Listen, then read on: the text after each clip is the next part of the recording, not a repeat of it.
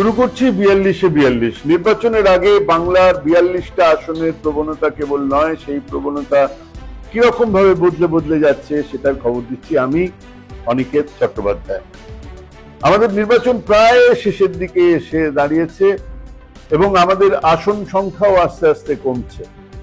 আজ যাদবপুর, আমাদের যৌবন ছাড়িয়ে মাঝ বয়সে সাংবাদিকতা করার সময় যাদবপুর নিয়ে আলোচনা দু লাইনে সেরে ফেলা যেত। ও তো সিপিএম এর দুর্গ, ওখানে সিপিএম ল্যাম্পপোস্ট দাঁড় করালেও জিতত। তারপর 2009 এলো, সুজন চক্রবর্তীকে হারিয়ে কবির সুমন গেলেন সংসদে। আমরা বুঝতে পেরেছিলাম অবস্থা ভালো নয়, কিন্তু 56,000 ভোটে হেরে যাবে সিপিআইএম, সুজন চক্রবর্তী, এটা আমাদের কল্পনার বাইরে ছিল। খুব কাছ থেকেও দেখে মনে হয়েছিল একটা ফটো ফিনিশ হতে চলেছে। এরপর 2011 এই আসনে মুখ্যমন্ত্রী প্রার্থী বিধানসভায় অনেকের হিসেবের মধ্যে না থাকলেও আমরা সেদিন এই কলকাতা টিভিতে জোর গলায় বলেছিলাম বুদ্ধবাবুও হারছেন। সে কথা শুনে খিক খিক হাসি এক ছাত্র নেতা, তোমাদের মাথাটাই গেছে বলেছিলেন তিনি, তো তিনি আজ নিজেই তৃণমূলে। এই আলোচনা শুনে এক কলমচি বলেছিলেন রেজাল্ট বেরোনোর পরে চামড়া গুটিয়ে দেবে সিপিএম। তিনি এখন তৃণমূলের জয়গান জয়গাথাই লেখেন প্রতিদিন। হ্যাঁ, আমরা বুঝেছিলাম এলাকার রসায়ন বদলে গেছে বহু দিক থেকে। কি বদলেছিল তখন? প্রথমটা হলো, যাদবপুর লোকসভার মধ্যে প্রায় 22% মুসলমান ভোটার আছে। এরা বাঙালি মুসলমান, মূলত ছোট কৃষক, জেলে ইত্যাদি। এরা ছাড়াই এই অঞ্চলের ছোট চাষিরা সিঙ্গুর নন্দীগ্রাম, মানে এরা সমেত তারা ছোট চাষিরা সিঙ্গুর নন্দীগ্রাম আন্দোলনের খবরে নিজেদের জমি হারানোর ভয় পেল। 2, বাম মনস্ক মানুষজনদের ওই সিপিএম জিতবে অংশটা ছাড়া এক বিরাট অংশ বাম সরকারের সিঙ্গুর নন্দীগ্রাম আন্দোলন মোকাবিলার পদ্ধতি মেনে নেননি।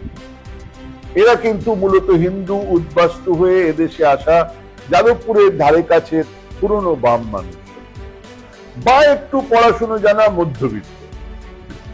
3, সিপিএম এর সব আমাদের নির্দেশেই হবে এমন এক ব্যবস্থায় তিতিবিরক্ত মানুষ।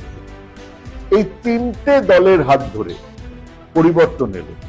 আমি বলছি না যে সিঙ্গুর নন্দীগ্রাম সেখানে আন্দোলনের আসলে কি হওয়া উচিত, সে একটা আলাদা আলোচনা, কিন্তু সিঙ্গুর নন্দীগ্রাম আন্দোলনের ফলে এই অঞ্চলের গরিব মুসলমান কৃষক চাষি, তারা এই জেলে ছোট, তারা সরে গেলেন কিছু বামমনস্ক মানুষ, সরে গেলেন এই দীর্ঘদিন ধরে চলে আসা সবই আমরা কন্ট্রোল করব এই ধারণা থেকে তিতিবিরক্ত মানুষজন। সুজন সেবারে ভোট পেয়েছিলেন 44%, কবির সুমন 49%, আর বিজেপি 2% একটু বেশি। বিজেপি ছিলই। 2014 আগে বাম সরকার পড়ে গেছে দুপার জায়গায়, মানে দুপা পেছনের জায়গায় 6 পা পিছিয়ে গেছে বাম সংগঠন। কুঁকড়ে থাকা সংগঠন নিয়েও লড়েছিল বামেরা। প্রার্থী সেই সুজন চক্রবর্তী 2014-তে 8% ভোট কমে গেল, পেলেন 36% ভোট। মানে 2009-তে যেটা কমেছিল সেটার থেকে আরো 8% ভোট কমে গেল। তৃণমূলের প্রার্থী 4% ভোট খুইয়ে 45% ভোট পেলেন। আর এই 2-এর কমে যাওয়া ভোটের সিংহভাগ চলে গেল বিজেপির কাছে। তাদের ভোট 2 থেকে হয়ে গেল 10%, 10% বেড়ে হয়ে গেল 12%। সেবারে শিল্পী সমীর রাইট কংগ্রেসের হয়ে দাঁড়িয়েছিলেন, পেয়েছিলেন 2%। কেন এবারে সিপিএম কম ভোট পেল? মানে 2014 প্রথম হলো, যে মুসলমান ভোট সরে গিয়েছিল তারা ফিরল না। সরকারে এসেই দান ধ্যান শুরু করলেন মমতা, আর স্থানীয় সিপিএম এর মুরব্বীদের অনেকেই ঝোলা গুটিয়ে তৃণমূল হলেন। সিপিএম এর ভোট কমলো, আর সারা দেশের কংগ্রেস বিরোধী হাওয়া মোদিজির প্রচারে তৃণমূল বামেদের যে ভোট কমলো সেটা পেল বিজেপি, 12% চলে গেল। এবারে 2019, এতদিনে মুসলমান জনসংখ্যা, সে কৃষক বা জেলে বা দোকানদার বা ব্যবসায়ী বা ভেড়ির মালিক যেই হন না কেন, বুঝেছেন মোদির বিপদ। তারা একজোটে থেকেই গেলেন তৃণমূলের সঙ্গে, নারদা সারদা ইত্যাদি কিছুই কাজ করলো না। অন্যদিকে তৃণমূলের বেদম মার খেয়ে তখনও পর্যন্ত সিপিআইএম এর হয়ে লড়তে থাকা ক্যাডার সমর্থক ভোটারেরা নিরাপদ আশ্রয়ের জন্য হাঁটা দিলেন বাম থেকে রামে, কারণ তাদের বাঁচানোর জন্য রাস্তায় ছিল না সিপিএম নেতারা। কাজেই আগের ভোটের সঙ্গে আরো কিছু মুসলমান ভোট নিয়ে 2019-এ 2% মতন ভোট বাড়িয়ে তৃণমূল পেল 47.91% ভোট। রাজনীতি বর্জিত, মানুষের কোনো লড়াই আন্দোলনের সম্পর্কে বিন্দু মাত্র ধারণা না থাকা এক অভিনেত্রী মিমি চক্রবর্তী জিতে গেল। আর সিপিআইএম এর ভোট কমল 15%। বিকাশ রঞ্জন ভট্টাচার্যের মতন প্রার্থী 15% ভোট খুইয়ে পেলেন 21% ভোট, 3 নম্বরে ছিলেন। ঠিক ওই 15% ভোট জুড়ে বিজেপির অনুপম হাজরা পেলেন 27.36% ভোট। যদি বিধানসভার ভোট ধরেন তাহলে বামেদের ভোট ওই তীব্র তৃণমূল বাইনারি হিন্দু মুসলমান ক্যাম্পেনের মধ্যে কমে দাঁড়ালো 13%। বিজেপির ভোট 28% আর তৃণমূলের ভোট 48%। এবার কি পাল্টেছে? জমির ভয় কাটিয়ে বিজেপির হিন্দুত্বের আক্রমণের ভয়ে কুকড়ে যাওয়া মুসলমান ভোট আরো বেশি করে তৃণমূলের পেছনে।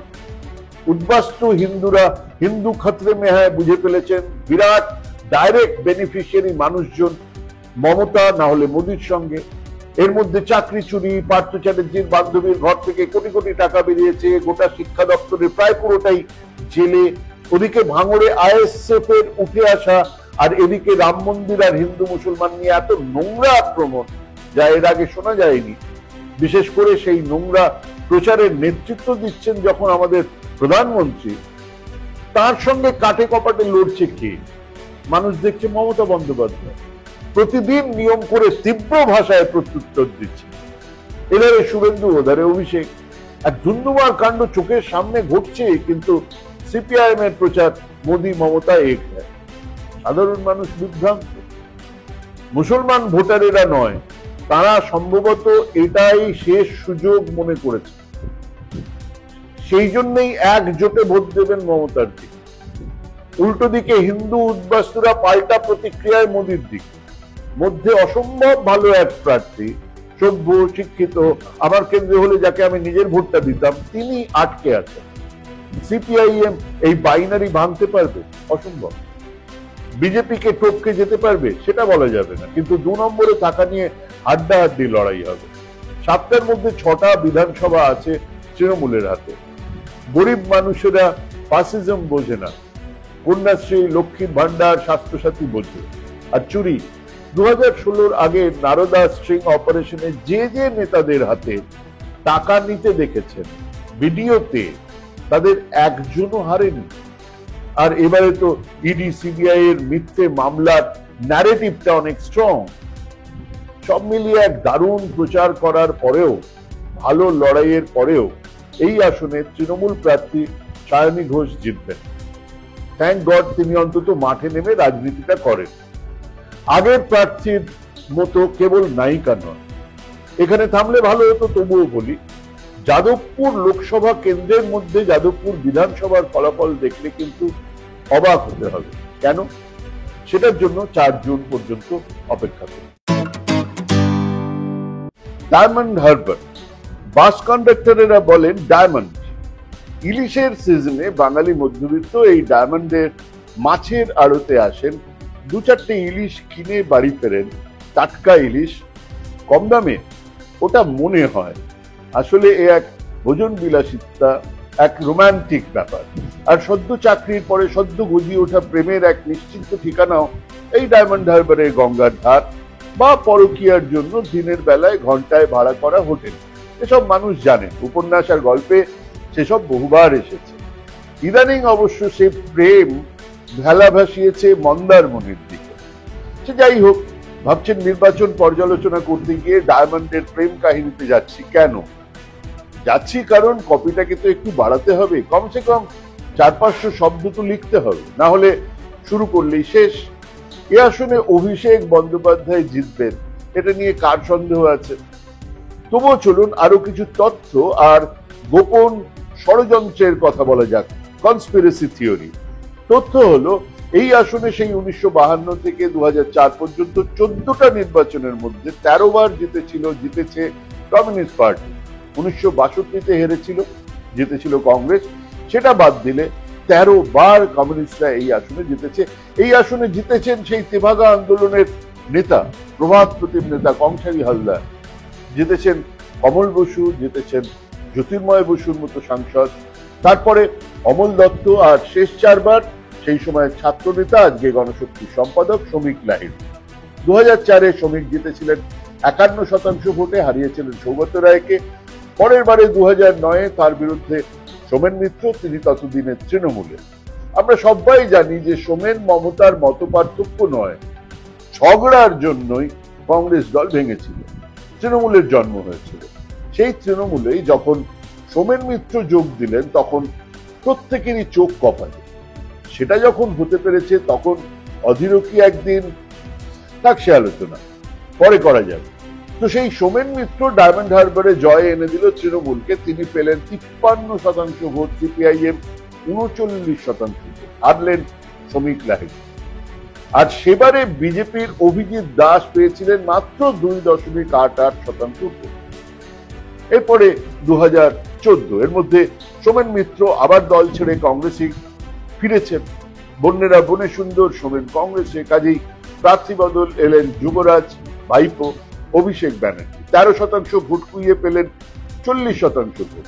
সিপিএম এর প্রার্থী বদল হয়েছে, এসছেন ডক্টর আব্দুল হাসানাত হয়েছেন প্রার্থী, পেয়েছিলেন 34% ভোট, মানে 5% ভোট কমেছিল। আর বিজেপি প্রার্থী সেই সমস্ত ভোট কুড়িয়ে অভিজিৎ দাস পেলেন 15% ভোট। 2019 আবার অভিষেক বন্দ্যোপাধ্যায়, কিন্তু এর মধ্যে উনি সংগঠনের হাল ধরেছেন, ডায়মন্ড হারবার সাজিয়েছেন, ডায়মন্ড হারবারের সংগঠন পুরোটা নিজের হাতে নিয়েছেন, কাজ করেছেন, পেয়েছিলেন 56% ভোট, আগের বারের থেকে 16% ভোট। এটা একটা রিমার্কেবল ব্যাপার। গোটা পশ্চিমবঙ্গে এইরকম ভাবে ভোট বাড়া তৃণমূলের আর কোথাও হয়নি। 17% ভোট বাড়িয়ে বিজেপি পেল 33% ভোট, আর সিপিএম এর ভোট কমলো 28%, পেয়েছিল 6.67%। এবারে তৃণমূলের প্রার্থী সেই অভিষেক ব্যানার্জি, সিপিএম এর ঝকঝকে মুখ প্রতিকূল রহমান, আর বিজেপির সেই দুবার হারা অভিজিৎ দাস ববি 3 বারের জন্য মাঠে। কিন্তু নির্বাচনের বহু আগে থেকে এই আসনে দাঁড়াবেন নওশাদ সিদ্দিকী। তিনি নিজে বললেন, মিডিয়াতে গেলেন, মিডিয়া সরগরম, বহু রকমের কথাবার্তা হচ্ছে, তিনি জোটে আসলে জোট সমর্থন দেবে, এমনকি কংগ্রেস প্রার্থী দেবে না, এই সমস্ত কথাবার্তা চলছে। হঠাৎ জানা গেল যে তিনি দাঁড়াচ্ছেন না। তিনি দাঁড়ালে তৃণমূলের সংখ্যালঘু ভোটের গোড়াতে কোপ পড়বে, এবং সেই হিসেব সবাই করছে।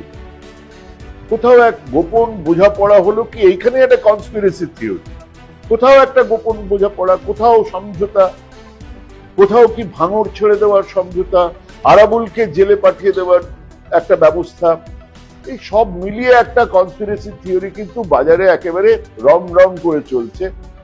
যাই হোক, এমনিও হতে পারে নওশাদ সিদ্দিকী, আইএসএফ বাম কংগ্রেসের জোট হলো না, নওশাদ নিজেও দাঁড়ালেন না, নির্বাচনী প্রচারে কি তাদের দেখা গেল? কোথাও আমরা দেখতে পাচ্ছি না, কোথায় তারা? তো যাই হোক, কি হবে হবে আর কি, জিতবে তৃণমূল। কিন্তু বলে দিতে পারি এই আসনে 2 নম্বরে থাকবে প্রতিকূল রহমান, ববি দাস আবার সেই 3 নম্বরেই যাবেন। ব্যবধান কমবে, ভোট পার্সেন্টেজ কমবে। নমস্কার।